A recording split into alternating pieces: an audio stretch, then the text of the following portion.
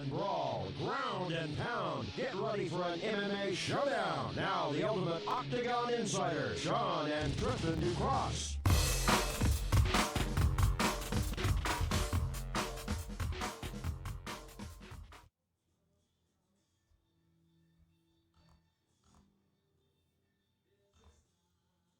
What's up, everybody? Welcome to the Ducross Brothers Sports Warriors. I'm Tristan Ducross. On my side, as always, my partner, Crown, the one and only Sean Ducross.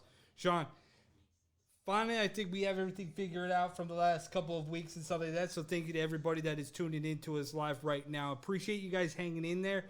We've had some minor technical difficulties with trying to get the show to go. So we are back, guys. Appreciate it for you guys hunkering down with us. In the meantime, UFC 245 Fallout happened, Bubba.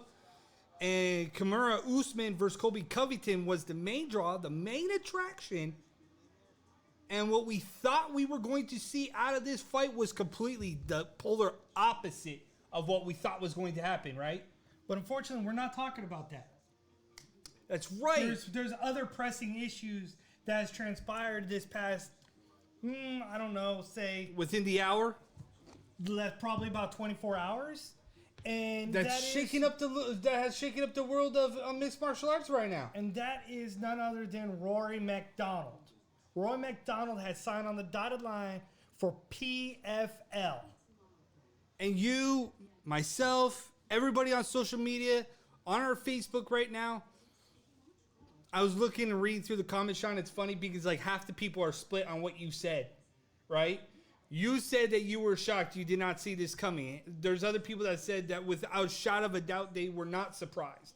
I was one of them that thought, not overly surprised by him choosing a different path. When you look at Rory MacDonald, Sean, his last couple of fights, to me, the writing was ultimately on the wall to me because of Rory MacDonald's last couple of fights. This is a guy that got lit up like a Christmas tree by Rory MacDonald. This is a guy that got... Robbie MacDonald or Robbie Lawler? Robbie Lawler. This is a guy that got picked apart by Douglas Lima. There's just a lot of variables that were playing into ultimately what I thought was the decision, the right decision by Rory MacDonald to go to the PFL. He becomes a big fish in a small pond. Ultimately, this is another run towards gold, a big payday at the end, Sean. But if you're looking at all the other welterweights that are in the PFL, aren't you intrigued by the thought process that, man, you might be able to take out Rory MacDonald? The only good thing about that, Tristan, is yes, you know what? It adds another notch on somebody else's belt. That you add another name like Rory MacDonald to your ever-growing list of your combatants. However, no disrespect to anybody in the PFL welterweight division. Right. Nobody is on that level that the UFC is. Or Bellator. And or even ONE FC for that matter. Man, that's no knock on any of the fighters that are with PFL. Because, man... Anybody would be happy to be picked up and fighting for PFL, for Bellator, for UFC, for ONE. Ain't no knock on them. But that's just like saying that there's no other players outside of the WWE, right? Everybody in professional wrestling wants to, at some point or another, wrestle for the WWE, right? Yep. But yet there's other companies out there, MLW, AEW, and Impact Wrestling, just like that in the everyday world. Everybody, Sean, at some point, as an organization, needs to make a pivot, needs to make a turn. We just saw Combates Americas do that with Alberto Del Rio versus Tito Ortiz, right? Yeah. Rory MacDonald's name was out there. You don't think that they were chomping at the bit to get him? Like, I am curious about how much money that they're paying him. Because they had to have rolled out the red carpet. They have had to put it out there, Sean, and say, hey, man, this is what we're going to offer you. This is everything you need. On a go-forward basis, we got you. Isn't that more fascinating to a fighter that kind of done it all right? Kind of been a champion in the UFC, been a champion in Bellator, ran the gauntlet, got destroyed, rebuilt himself. Don't you want to see if he has that extra get up and go still? You know, I would like to see if he has that extra get up and go. And he's been talking about the way that he talks, the communication is drastically different than what it once was. So different. You don't know what you're getting from one Rory to the next Rory. He's called the Red King. I don't see that type of mentality all the time. No. So when you talk about get up and go, I don't think that's in him. So again, no disrespect to the fighters in the welterweight and the PFL division. However, in the words of Floyd Mayweather, point to the easy money. He can go in and collect $1 million and the PFL welterweight title on top of the $1 million he probably makes in sponsorship. He's going to go to PFL and make bank and be okay with it. He's now at the point that, okay, you talk about New York, the media mecca of the world, or Boston for that matter. There's only a certain level of athlete that can withstand that type of media scrutiny. Maybe that's why he went to PFL. He's going to go underneath the radar. He's going to slide underneath, and that's going to be okay with him. Maybe that's where he's at in life. Fans of combat sports should really just sit back and just do this.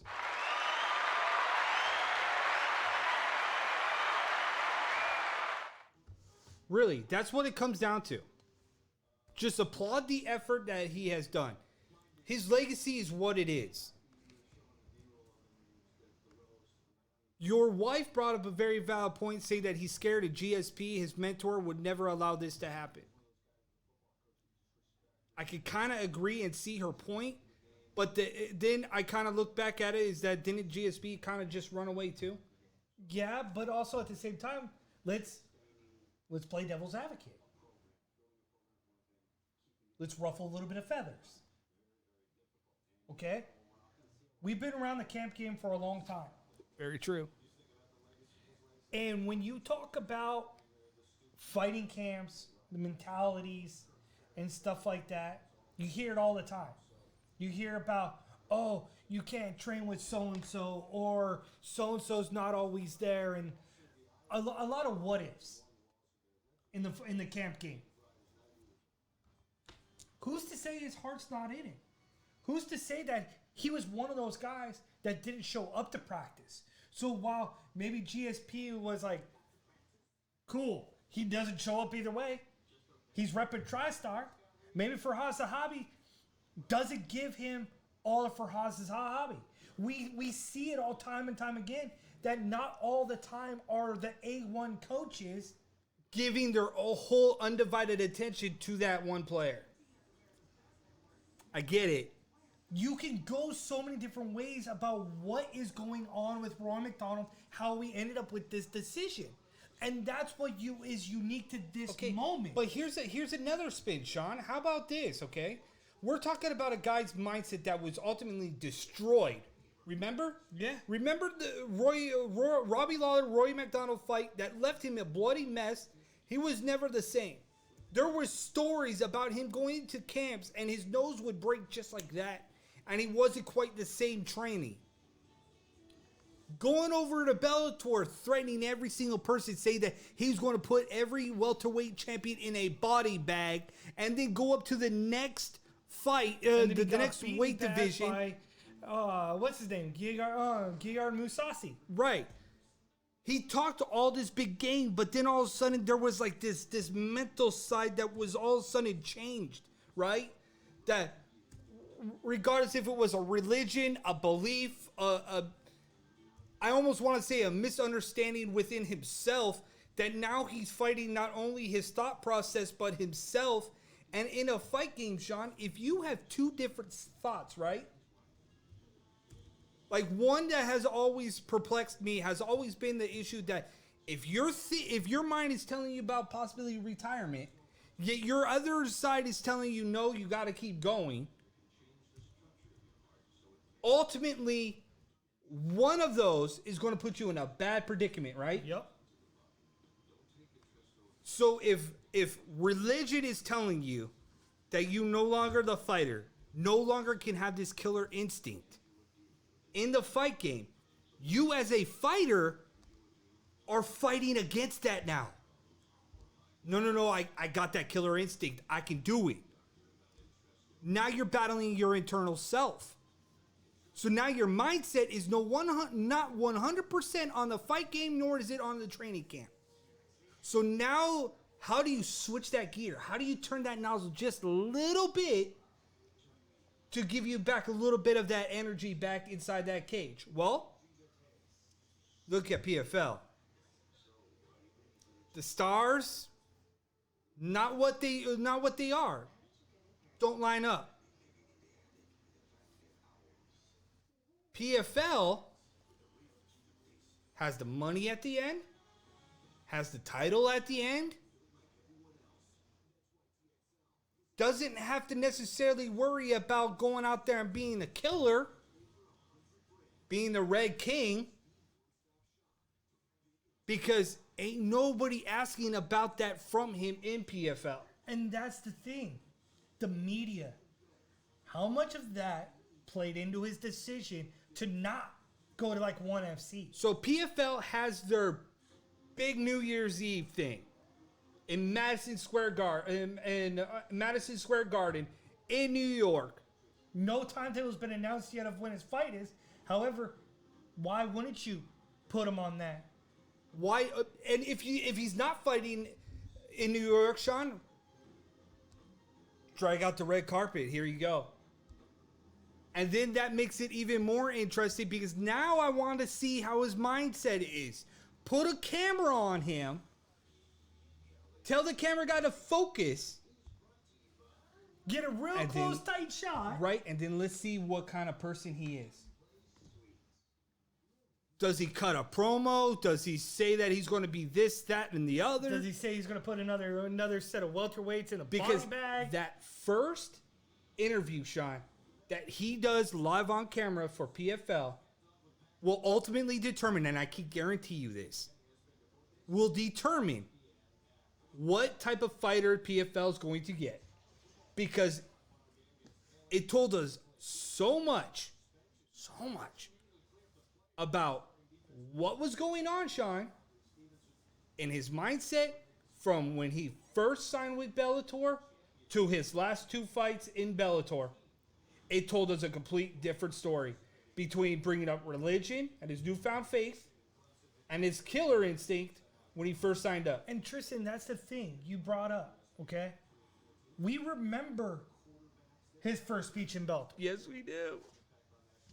What will we remember of Rory MacDonald when he makes his debut in PFL? That's the question. There's a lot of questions and uncertainties being surrounded Rory MacDonald and the Red King himself about what the future entails for him and his decision at PFL. All right. We see you, Rory. Only time will tell, Sean. Is it a good move? But only time will tell what is next to come of one UFC fighter. We'll get to that coming out of the break. Absolutely. We are the Ducross Brothers Sports Warriors. Tristan and Sean Ducross will be right back after this. We are the Ducross Brothers Sports Warriors, a new combat sports talk show full of opinion-based, taking every headline that you have and what's going on in the combat sports world, from MMA, Muay Thai, to boxing, you name it. Your boys have you covered every Wednesday.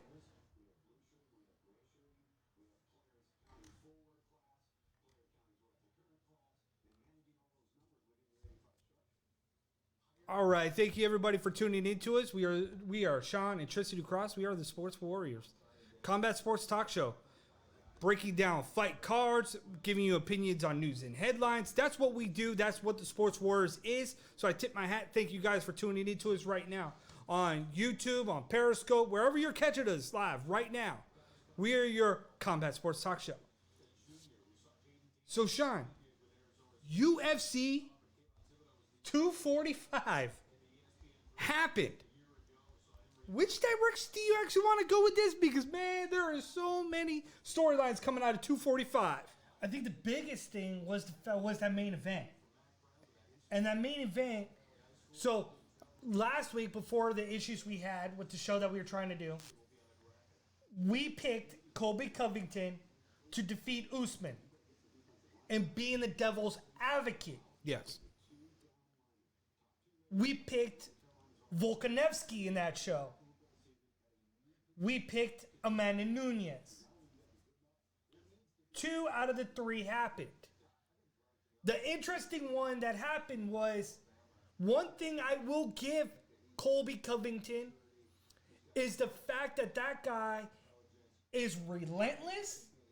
That guy has a jaw of steel. A jaw of steel? Now, like glass, you mean? Soon to be steel. Wired his mouth shut. Yep. I'm happy because now he can't shoot promos. But the interesting thing, though, is that you can't take away those things from Colby Covington in that fight. What you can say is one thing we said prior on previous shows is that Kamaru Usman is the absolute truth as well as the most well-rounded fighter in the middleweight division, bar none. The fact that this guy's striking seemingly continues to improve with every bout. The fact that in this bout, he showed power that I didn't necessarily know he had, with the fact that he nearly punched right through the face of Covington. And that's what broke The his jaw. slow-mo that they showed where his hand went right through the side of his face and just moved the jaw from one side to another side. I told you that Dutch kickboxing and Dutch boxing, period, have some of the gnarly striking, and you are seeing that improvement from Usman. So it's... I like the fact that Usman showed that power, showed that drive to get it going. What's interesting about this is that Sean, I wholeheartedly thought that this was going to go a completely different direction. Didn't you? I thought for sure this was going to be a kind of grind out fight, a wrestler versus a wrestler. And I thought that and you're going to get at least one of them was going to try for the takedown. And instead, you saw exactly what this fight was setting up to be, and that was a fight. Usman showed he did not like Colby. Colby showed that he did not like Usman. The end result clearly was that Usman was the better man. The other thing, too, that stood out was the fact that we saw the gas tank never emptied on Colby. And the gas tank never emptied on Usman. Those guys threw for 4 straight rounds. Was it just me, or did you think that watching Usman stand there, because we know Colby, Sean, Colby Covington is max output 110% all day, every day inside that cage. What I did not know whether or not Kamara could be able to stand there in that phone booth and do the exact same thing for the full 5 rounds. That's what we didn't know. Coming in now after this, Sean, I can honestly say that if he was to go 5 rounds, he would have no problem. Yeah, and to question his gas tank going forward, He proved it to everybody that his gas tank. Dude, he proved that he can do max output. He proved he could push the pace. He proved that he could slow it down and speed it up when he needs to. He showed that, dude, I'm not just a wrestler. I could stand there and strike, which then makes it a little bit interesting, Sean. If he gets that big payday against Jorge Masvidal. And that's the thing, is like you look at, well, what's next for these two fighters? The only thing I see for Colby Covington is that the death match has to happen. Colby Covington versus Tyrone Woodley. Sure. In a winner take all, a la Rocky, when Tommy Morrison and Rocky Balboa were fighting in the parking lot. That's where we need to go with this. And turn on the trucker headlights. And this is a title eliminator bout. I could see that. Or lead one, or put him against Leon Edwards. No, because you got to look at who's going to sell. True. You're not going to get a sell from, no offense, I need to see more from Leon Edwards. Okay, fair enough. If Leon Edwards talks a little bit more, lets himself out there a little bit more, then absolutely, because he was on my list of give him a shot. But when you're in the money game, and you're Colby Covington, you kind of need that draw to go with you. So you already know there's bad blood between those two fighters, much like it was Colby and Usman and their bad blood. And then it's like, well, who's next in line for Usman and his title? The only one that's logically is the bad man himself. The baddest mofo in the building. And that is Jorge Masvidal. Finally getting his opportunity at the title. But whether that happens remains to be seen because of the fact that would we see it for the BMF title? Or would we see it for the welterweight title? Sorry, I said middleweight title earlier. Welterweight, my bad. Will we see it for the welterweight title? Remember, the BMF title is one and done. Is it? Or do you put the BMF title on the line and the welterweight title on the line? Unification. Who is really the baddest mofo on the planet? Put your title on the line. I'll put my title on the line. Go ahead and crown him. That would be an interesting kind of situation if you're looking to sell a card, buy a pay-per-view. That would be very intriguing. What's very intriguing is the fight that came out of this card that I did not even know if we were going to even mention it or talk about it because of the outcome of this fight. Because going into it, it left me perplexed, and that was Jose Aldo versus Marlon Moraes. Because you're looking at a guy that's coming down to bantamweight. And a guy who struggled to make his weight originally. So you got Marlon versus Jose Aldo. And I'm sorry, but I thought Jose Aldo won that fight. Oh, I agree. And Moraes calls out Henry Cejudo. I think, just putting it out there, only two things happen here. Only two things happen here, or should happen. Run it back. I believe you have to run it back. Or you give Jose Aldo the crack at Henry Cejudo. Well, that's the ridiculous report coming out was that... Is it? Yeah, is that Aldo is getting the crack at Henry Cejudo. I was like, wow, that's a fluff piece and a half. Let's just randomly throw that out there. Ain't nobody smoking that. Well, I honestly did not know about that. That was all over every place. See, that's why I try not to read anything. Saying that Dana White said that he deserved it, that he earned it in that fight.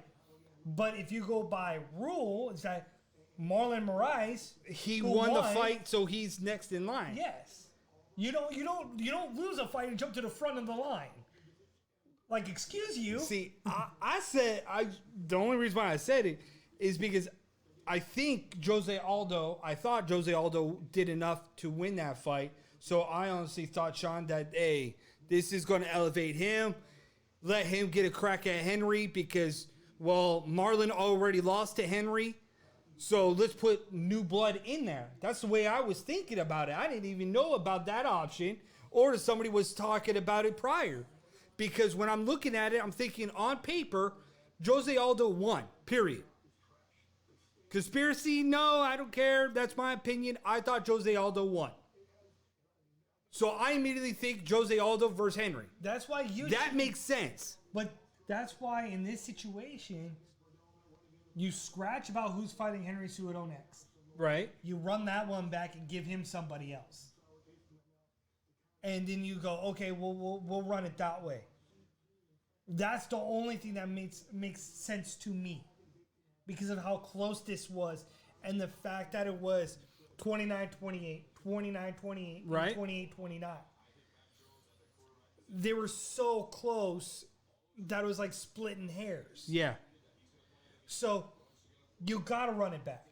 The one thing that I was not surprised or I was surprised about, I guess I was surprised on one front and then on one front here. The Amanda Nunes fight versus Deuteronomy. I was surprised that Amanda Nunes was getting outstriked on her feet and looked so bad. I was surprised about how bad the takedown defense was done from Deuteronomy. Like, I read something that I'm surprised it went right by me. 5 rounds. Wait, no. I was surprised that it went right by me and apparently went right by you. What? That apparently on live broadcast, Daniel Cormier and Joe Rogan apparently had a side bet for $5 about how many times that the referee would stand them up. To the point that apparently Rogan doubled down on his bet to DC. Not sure where I missed that one. But if that happened on live air... Can somebody get me the audio clip of that? That is comedic gold by DC and Joe Rogan to get away with that. Dude, somebody needs to find that audio and get that to your to boys so we can get this out to the masses. Because if that's true, that's something people should be talking about too. But I'm always that guy that watches footage of fighters, breaks down the footage of fighters, sees weakness and holes, right? Amanda Nunes versus Deuteronomy. I think there might be a small blueprint on Amanda Nunes.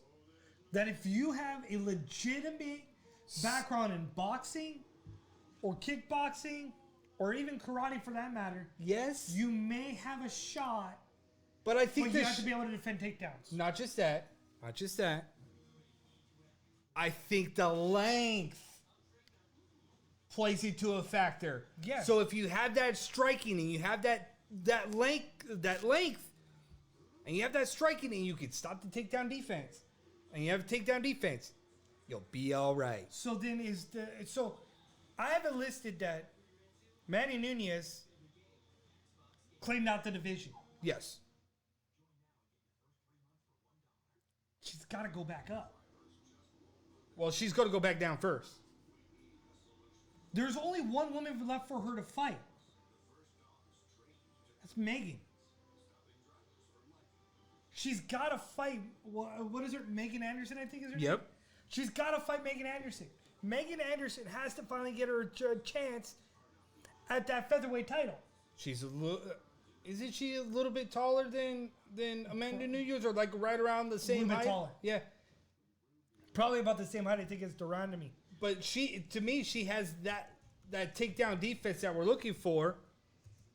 Anderson could pose a real threat to Amanda Nunes.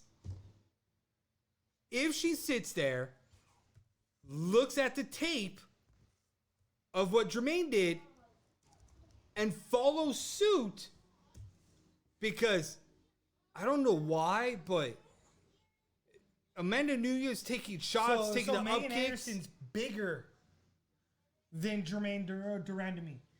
Okay, see, so yeah, 6 feet and 5'9". so there you go. There's my thought process about what I saw versus Amanda Nunes. So if Megan Anderson can defend the takedowns, keep the length and the feet up, and strike like Jermaine Durandamy did in her fight, there's the potential issues that present itself to Amanda Nunes. Every title champion has had a weakness. There's a blueprint on every single Ronda fighter that's a Rousey champion. had that, and everybody's like, "Oh, there's no weakness." Miesha Tate exploited that. And that blueprint was put out there. Amanda Nunes exploited the blueprint of how to beat Cyborg. Now Jermaine Durandamy Just has showed the showed blueprint on how to beat Amanda Nunes. It's got to be that next level person that can put those together and cycle it through. Miesha Tate wasn't able to finish what she started against Ronda Rousey. Correct. But then the next ones after her Durandamy did. is not going to be able to be that person to put that blueprint that she just put out there to take it from Amanda Nunes. She'll be the second best, And that's fine. but the blueprint is out there, folks. Somebody's going to be able to get the job done. It's now whether or not you want to do the homework. And when you talk about doing homework, sometimes that's what it comes down to. We say with Volkanovski that despite him being the guy that was undersized, Man,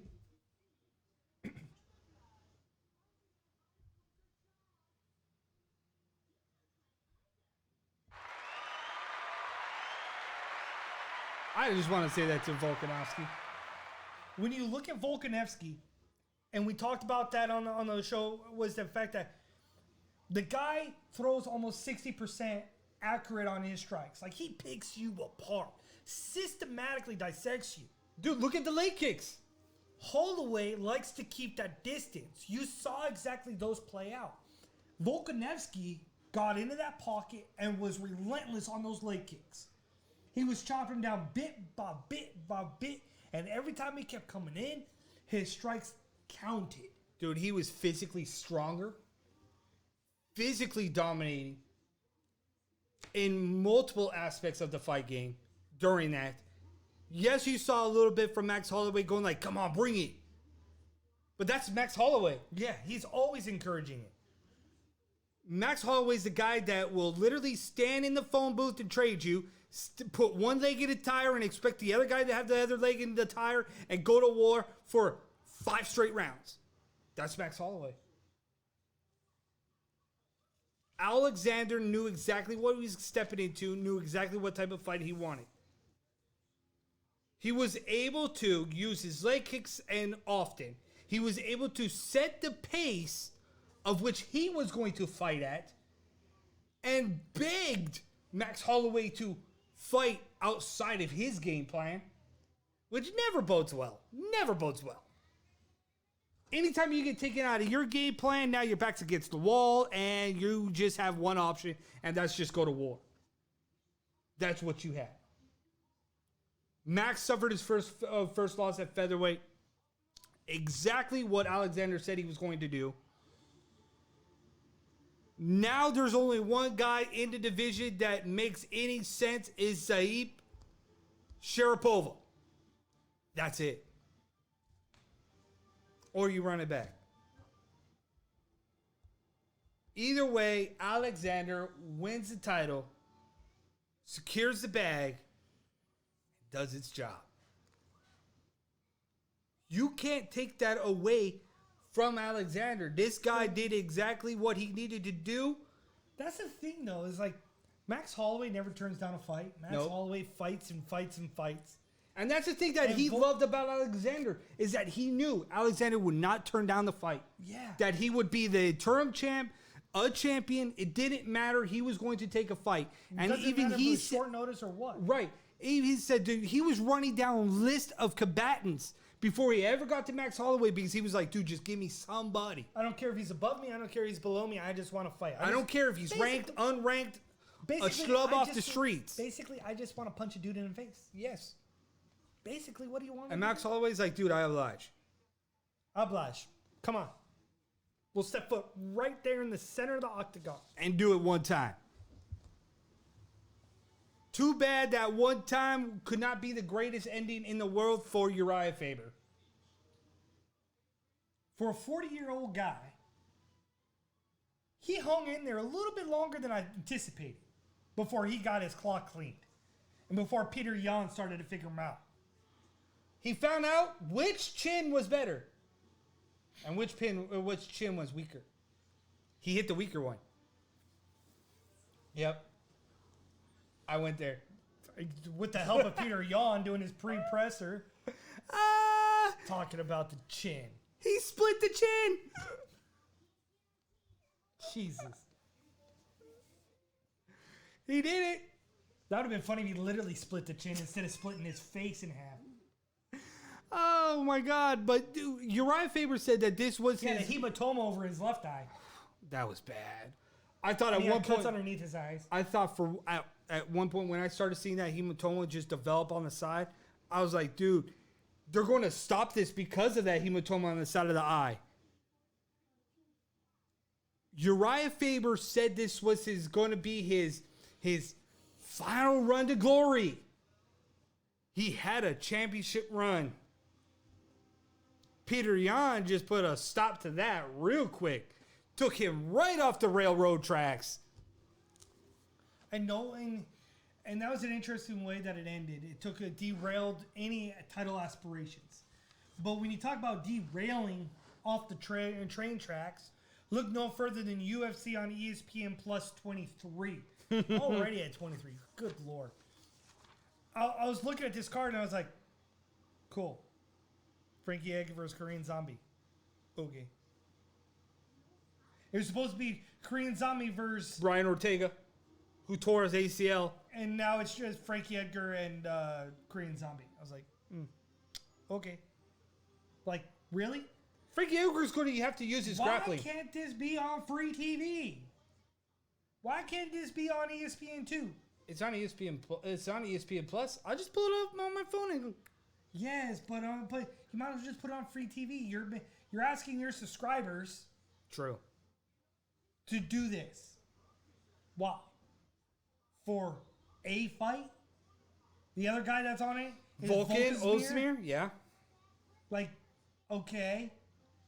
Frankie Edgar continues to find himself in an opportunity that should be warranted to other combatants. Frankie Edgar reminds me of that one wrestler that keeps creeping up to the top. Kind of like a Randy Orton.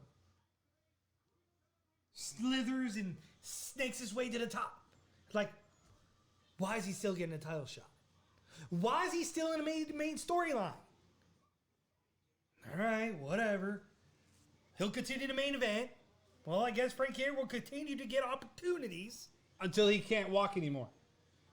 And continue to get top tier opportunities. Because whoever wins this one is essentially going to probably get a title shot. Until Frankie Edgar can't put on performances where it's noteworthy.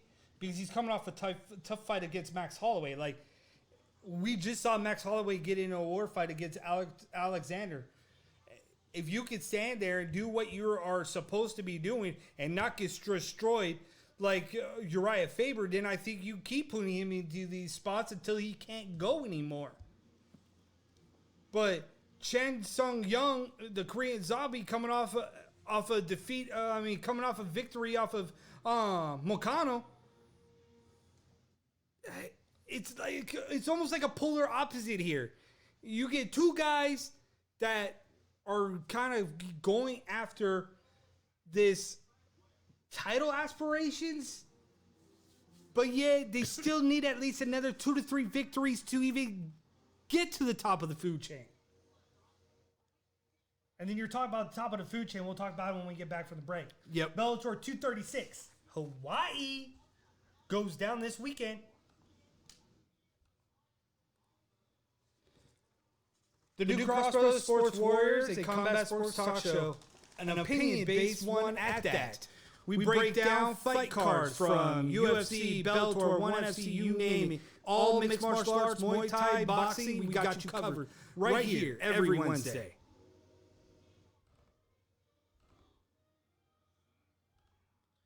Bellator 236 goes down in Hawaii. That is headlined by Imala Le McFarlane. That sometimes is a mouthful for me. But nonetheless, McFarlane will defend her title against Kate Jackson. Fourth time. Fourth time she'll put her title on the line. So you look at this. This is one of the first times that McFarlane is going to defend her title underneath the brightest of the lights possible. Her home. She is 10-0, 9-0 in Bellator, but she gets to go home. Fight in front of all of her fans, friends, and family. Isn't that what you hope for at some point in your career to be able to go home, put on the show that you so desperately want? And that's the thing. You look at McFarlane. McFarlane is the Bellator flyweight champion. She's Eddie Bravo's invitational flyweight champion. She is a world-class submission expert from Manolo, from Hurricane Asa. She is the queen, if you will, of Hurricane Awesome and Manolo over there. With her improving each fight, she becomes that much scarier. My only question... But does this fight make her that much scarier? Because I look at Kate Jackson. Because Kate Jackson has 5 first-round finishes. Kate Jackson is 11-3. Kate Jackson has 6 knockouts. She's a finisher. Kate Jackson... But she has one of the worst takedown defenses. Absolutely. So if you are... What is the game plan for McFarlane? Same thing it always is. Outstrike your opponent and get relentless pressure and take the opponent to the ground and finish it. Yep. This will be no different. McFarlane will go in there, do the job, get this fight to the ground, and finish the fight where she needs it to be. There will be no difference.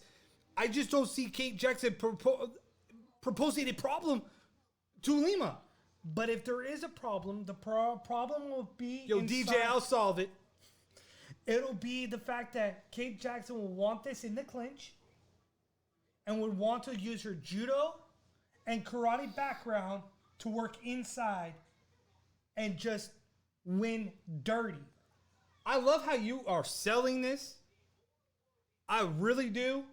Like, you're trying to put over Kate Jackson. Love it. Put her over, Sean. Put her over. The reality of the situation is much just like Bad Boys. The new one is going to be a letdown. Put them over. Put them over. Build it up all you want. It's just going to let you down. Somebody has to build this card up. Yes, I agree. Because outside of the main event, the co-main event... AJ McKee versus Darren Campos is the only other worthy fight on that card.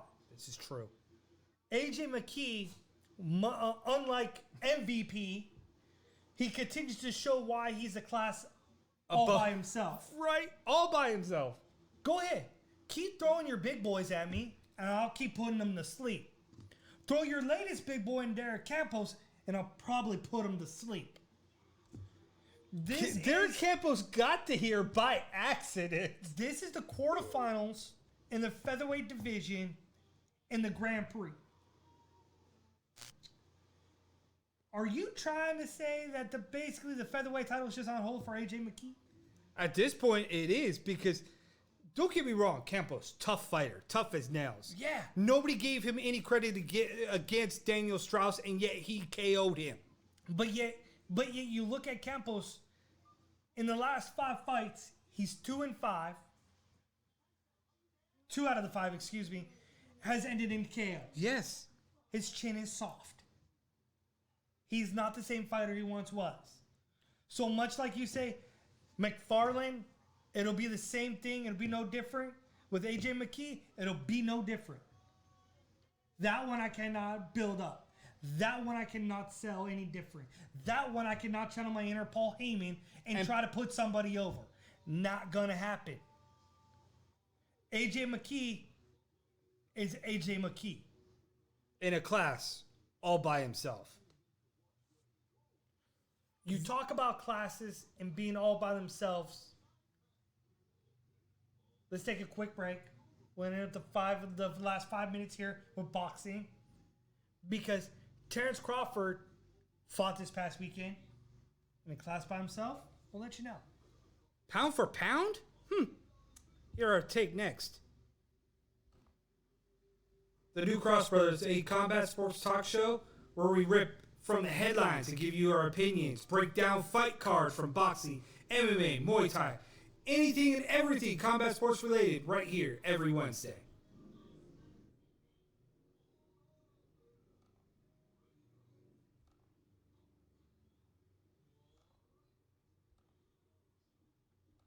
For a while, Tristan, I wasn't sold on Terence Crawford. You didn't think Bud was pound for pound? I did not think he was pound for pound. What changed your mind? I thought that he was good. But not great? Not yet. This fight showed he was great. He fought the Mean Machine in a mean environment. We talk about putting yourself in uncomfortable situations. Yes. We love using that phrase. Uncomfortable. Just like we try to put our fans into uncomfortable positions, giving you different takes and different sides of opinions. Raw and uncut. Full transparency. And that's what that fight was with the Mean Machine. I'll try to say his name, but anybody that knows who he fought, his nickname is the Mean Machine. Kavalauskas. Cool for you. But Terence Crawford in that fight was taken to the woodshed.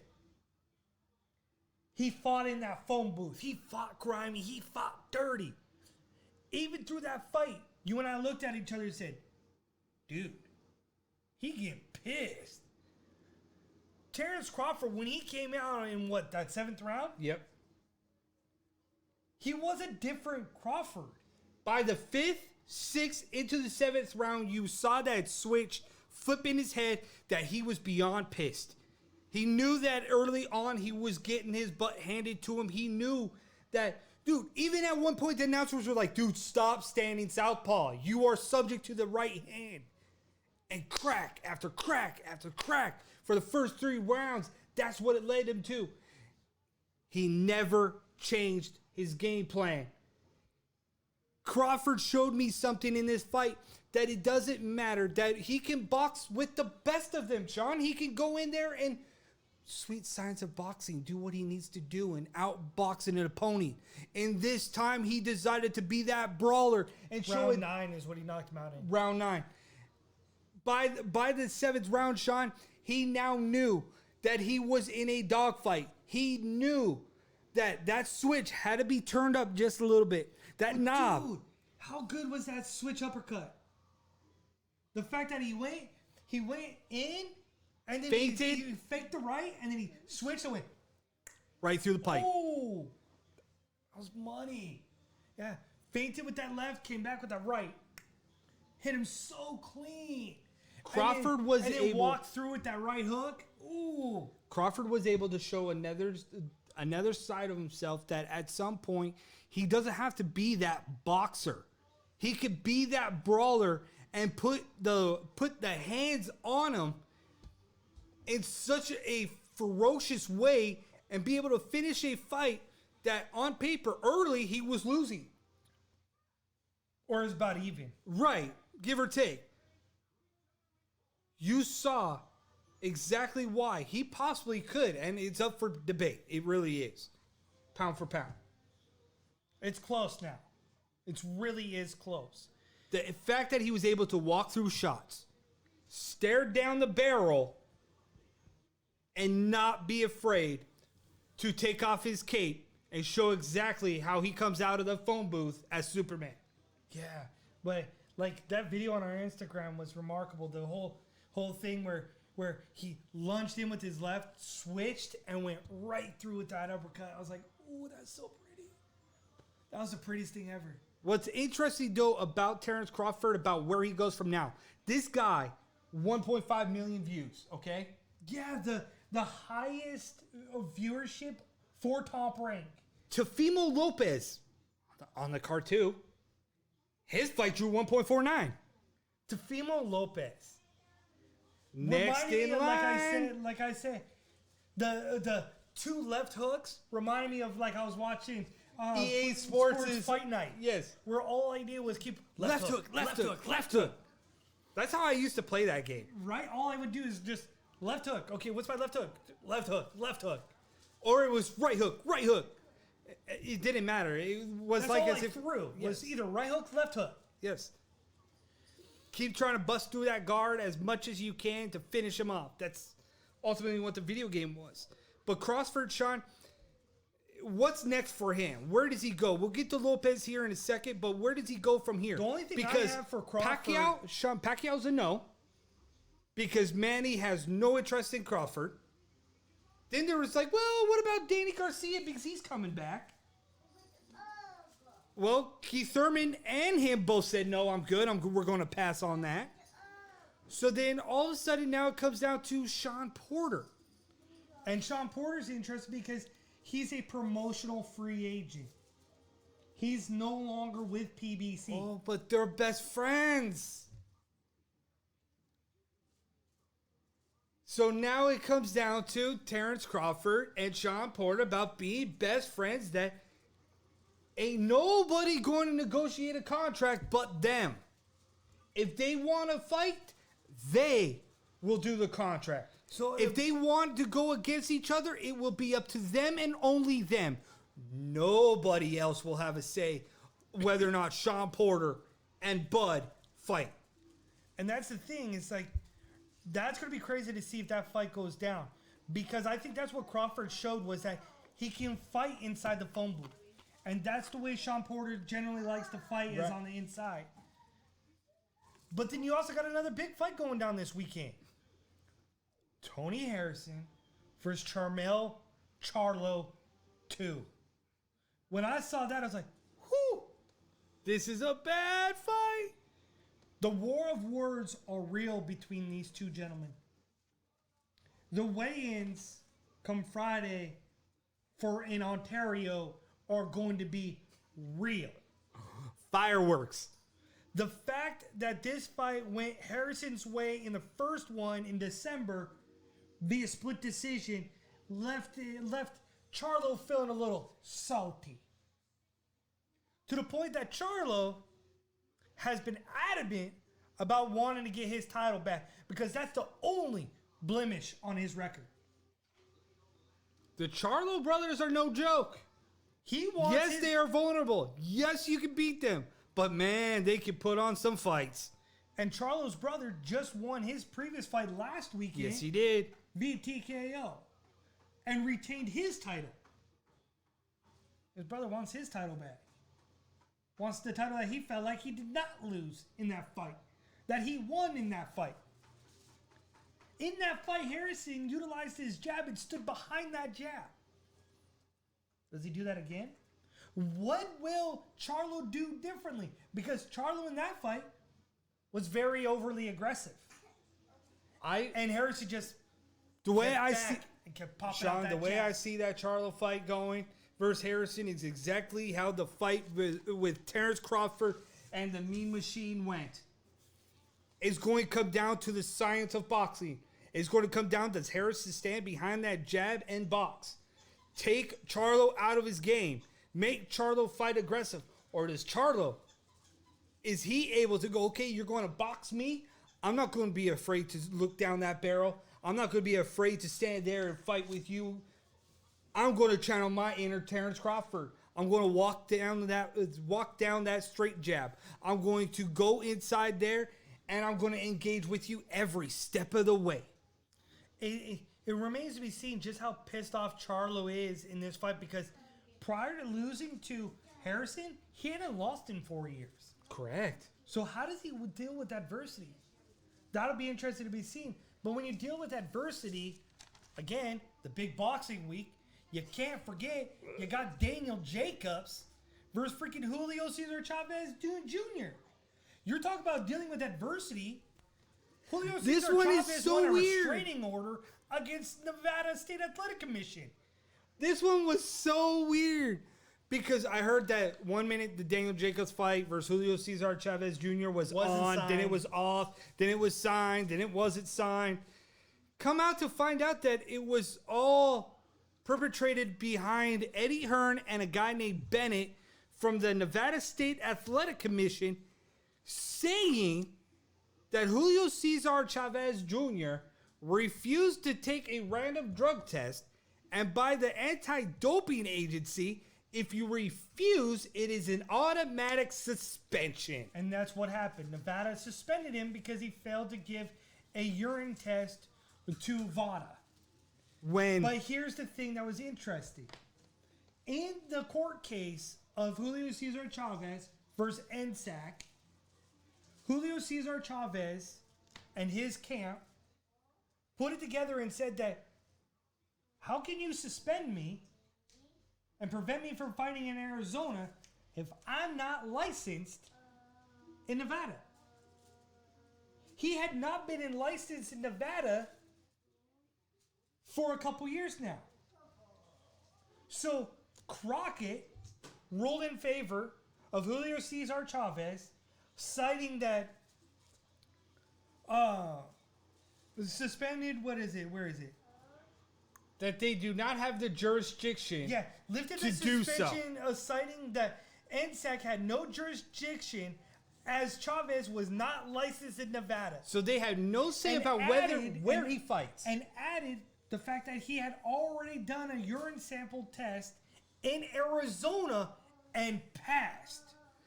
And it wasn't just one drug test, it was multiple random drug tests. So because of that, Crockett said his suspension will be lifted for the foreseeable future as of right now, and they will revisit after the fight. Yes. And so therefore, the Daniel Jacobs, Julio Cesar Chavez fight was then signed again and moved to Phoenix. So this fight will happen, just not in Las Vegas. And you know what's interesting about Julio Cesar Chavez is, like, you know, we talk about the Miracle Man and Daniel Jacobs and how solid he is. The fact that he finishes his opponents. The fact that his last loss was to Canelo. Other than that, he won 12 fights in a row. You don't even need to talk about him. The only thing that needs to be mentioned is the fact that the guy's moving up in weight to the super middleweight division at 168. The guy you want to talk about is Julio Cesar Chavez Jr. Because this kid, 33 years old, ran 46-0 before he tasted his first defeat. So eerily similar to his pop. Now he's 51-3. His blemish also came from Canelo, but this kid, I'm not sure what is. He's an interesting story because of the fact that he comes from the lineage of his dad, Julio Cesar Chavez, one of the greatest all-time professional boxers in boxing history. Very true. But here's something that not many people will know about Chavez, okay? Chavez Jr. had no intention of being a boxer. Then he became a boxer. He had 2 amateur fights as a boxer and then became pro. 2 amateur. Then he became pro. He follows the lineage of his dad almost out of respect or almost out of because it's what he had to do. So then you begin to wonder, out of his track record, does he do this out of spite? Does he do this because he wanted? Because his issues with the law tend to be that he does it because he can. Right. 2009, tested positive for a diuretic to shed weight. Suspended. 2012, tested positive for weed. Suspended. Failed to take a urine test. Suspended. Fought Canelo. Chaos ensued after that. With not getting his purse. Not losing his money. Getting robbed in the hotel. Like, this kid follows the wrong path, or the wrong path follows him. Yes. Right now, he is in the best shape he's been in. But again, is he even on the same level of Daniel Jacobs? I don't know, but we'll find out this weekend, Sean. We will find out who shows up and who shows out. We are the Ducross Brothers, the Sports Warriors. I'm Tristan Ducross. This is my brother, Sean Ducross. That's a wrap, folks. Until next time, we'll catch you Wednesday. In the meantime, go ahead. Subscribe to our YouTube station. Hit the bell icon. Show your love and respect for the Ducross Brothers, a combat sports talk show, opinion-based.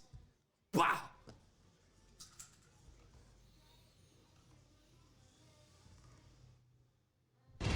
Let's get it on! Sprawl and brawl, ground and pound. Get ready for an MMA showdown. Now the Ultimate Octagon Insider, Sean and Tristan Ducross.